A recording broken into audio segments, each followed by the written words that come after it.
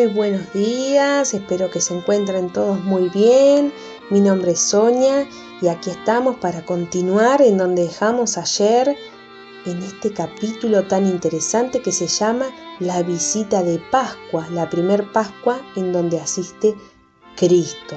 Mi nombre es Sonia y vengo a leer El deseado de todas las gentes de Elena G. de White. Vamos a continuar con esta lectura que nos tiene muy atrapados. Y dice: en esta visita a Jerusalén, los padres de Jesús desearon ponerle en relación con los grandes maestros de Israel. Aunque era obediente en todo detalle a la palabra de Dios, no se conformaba con los ritos y las costumbres de los rabinos. José y María esperaban que se le pudiese inducir a reverenciar a esos sabios y a prestar más diligente atención a sus requerimientos. Pero en el templo Jesús había sido enseñado por Dios y empezó enseguida a impartir lo que había recibido. En aquel tiempo, una dependencia del templo servía de local para una escuela sagrada, semejante a las escuelas de los profetas. Allí, rabinos eminentes se reunían con sus alumnos y allí se dirigió el niño Jesús, sentándose a los pies de aquellos hombres graves y sabios, escuchaba sus enseñanzas.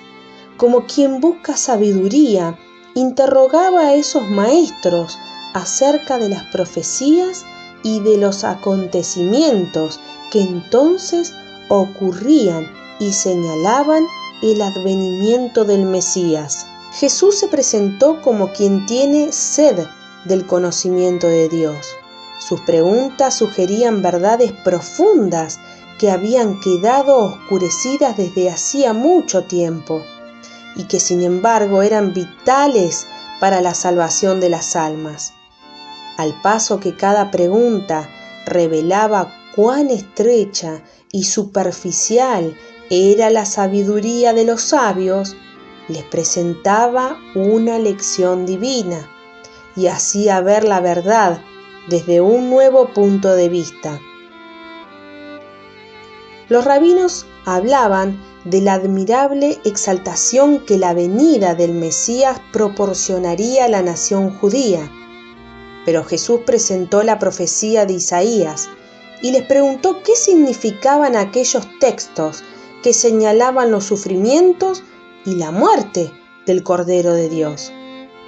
Los doctores le dirigieron preguntas y quedaron asombrados al oír sus respuestas. Con la humildad de un niño repitió las palabras de la Escritura, dándoles una profundidad de significado que los sabios no habían concebido. De haber seguido los trazos de la verdad que él señalaba, habrían realizado una reforma en la religión de su tiempo. Se habría despertado un profundo interés en las cosas espirituales. Y al iniciar Jesús su ministerio, muchos habrían estado preparados para recibirle. Los rabinos sabían que Jesús no había recibido instrucción en sus escuelas, y sin embargo, su comprensión de las profecías excedía en mucho a las propias de ellos. En este reflexivo niño Galileo discernían grandes promesas. Desearon asegurárselo como alumno a fin de que llegase a ser un maestro de Israel. Querían encargarse de su educación, convencidos de que una mente tan original debía ser educada bajo su dirección.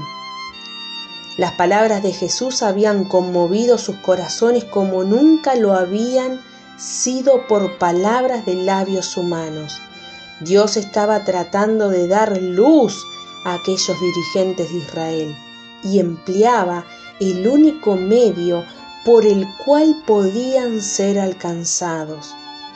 Su orgullo se habría negado a admitir que podían recibir instrucción de alguno.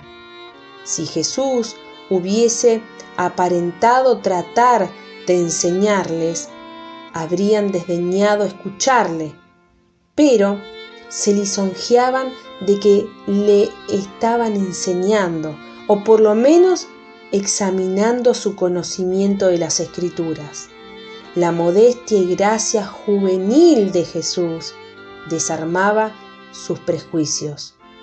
Inconscientemente se abrían sus mentes a la palabra de Dios y el Espíritu Santo hablaba a sus corazones.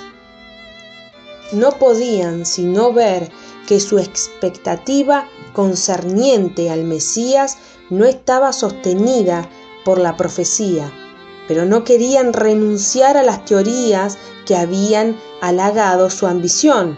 No querían admitir que no habían interpretado correctamente las Escrituras que pretendían enseñar.